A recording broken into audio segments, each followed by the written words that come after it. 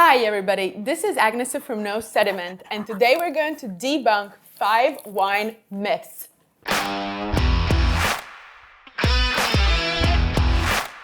As part of my professional wine career, I have been giving wine lectures, and while overall knowledge on wine has increased enormously during the last 10 to 15 years, there are still some myths that circulate among wine consumers. Today we are going to debunk just few of them, as some of them might need to have video on their own, such as heavyweight bottles.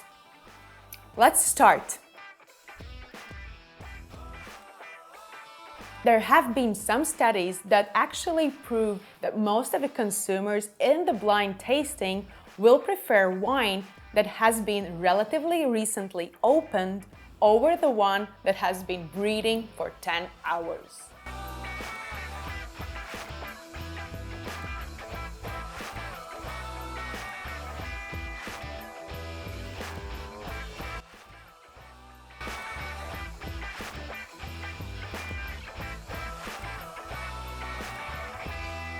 And next to that, there are a wide range of beautiful, large wine glasses available in the market.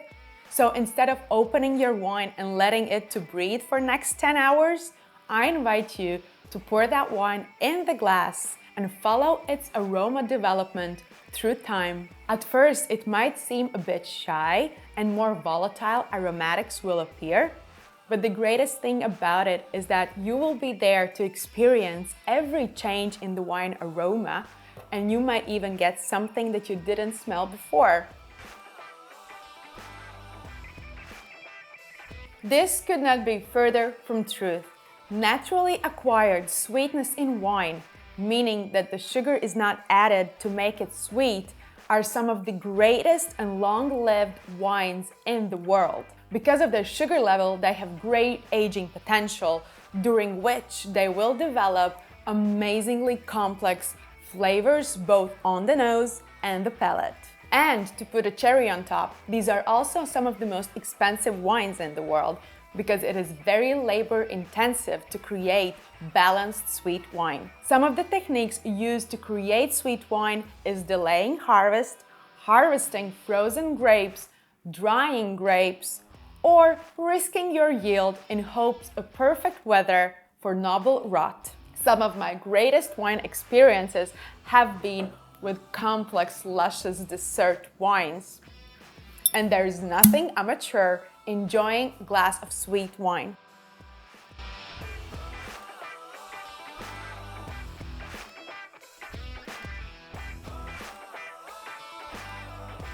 In fact, I made my very first YouTube video on sweet wines because I'm confident that we do not explore the full greatness of what these wines offer. I will link it below. Who made this assumption? In fact, there's nothing more I can say except invest in a good corkscrew and try some of the top wines of these producers, Penfolds, Villa Maria, and Trapiche. These wines are great.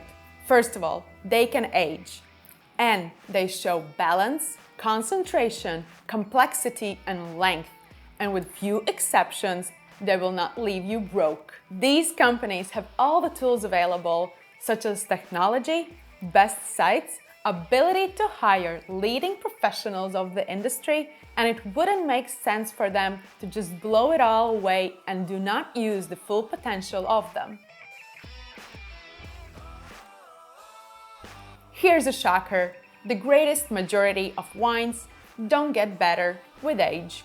It's not necessarily a bad thing, because some of the wines out there have this amazing immediate appeal with fresh, bright fruit that you just simply might lose with cellaring. Plus, the wine should be great now for it to get better with age. If it's not great now, it will never get better. And here's a myth in the myth. Sometimes it is believed that red wine can age longer than white wine, but in reality, there are wines in all colors, white, red, pink, orange, that can show aging potential, and color itself will not determine whether or not this wine has a potential to age. Maybe your tears of joy when you're drinking this beautiful wine is a sign of quality, but definitely not the tears on the wine glass.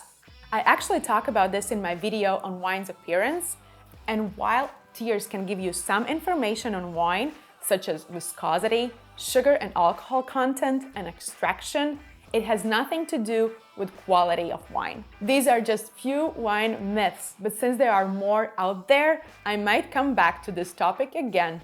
I hope you liked my video, and if you do, push that subscribe button as I'm posting weekly videos all about wine.